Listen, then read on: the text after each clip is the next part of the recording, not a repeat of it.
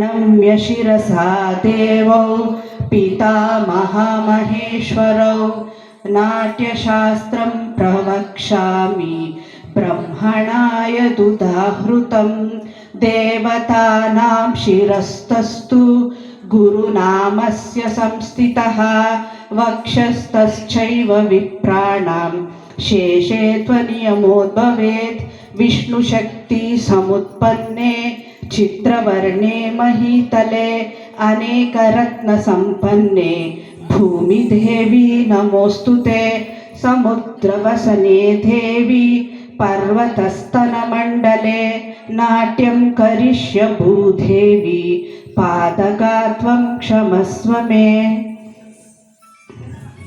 ನಮ್ಮ ಅಕಾಡೆಮಿಯ ಪುಟಾಣಿ ಮಕ್ಕಳಿಂದ ಶ್ಲೋಕಾಭಿನಯದೊಂದಿಗೆ ಈ ಕಾರ್ಯಕ್ರಮ ಪ್ರಾರಂಭ ಮಾಡಲಿದ್ದೇವೆ.